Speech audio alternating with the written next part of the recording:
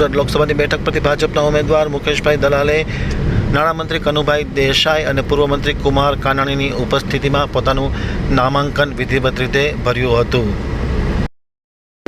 હવે જોઈએ અમે સુરત આમતક ન્યૂઝ બ્યુરોનો એક વિસ્તૃત અહેવાલ. સુરત લોકસભા બેઠકના ભાજપના ઉમેદવાર મુકેશ દલાલે આજે પોતાનું ઉમેદવારી પત્રક નોંધાવ્યું હતું. કલેક્ટર અને ચૂંટણી અધિકારી સમક્ષ જ્યારે પોતાનું ઉમેદવારી પત્રક નોંધાવ્યું ત્યારે તેમની સાથે નાણામંત્રી કનુભાઈ દેસાઈ, પૂર્વ મંત્રી કુમારભાઈ કાનાણી અને ભાજપના પદાધિકારીઓ અને પરિવારના સભ્યો હાજર રહ્યા હતા.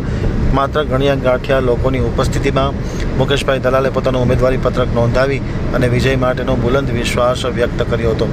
પત્રકારો સાથેની વાતચીતમાં મુકેશભાઈ દલાલે જણાવ્યું હતું કે ખાસ કરીને વડાપ્રધાન નરેન્દ્ર મોદીની જે લોકપ્રિયતા છે અને વિકાસની ગાથા છે તેને ધ્યાનમાં લઈ અને આજે સમગ્ર દેશના ભાજપના ઉમેદવારો ચૂંટણી લડી રહ્યા છે ત્યારે આ વર્ષે પણ ભાજપની જીત થશે અને દેશના વડાપ્રધાન નરેન્દ્ર મોદી ત્રીજી વખત વડાપ્રધાન બનશે.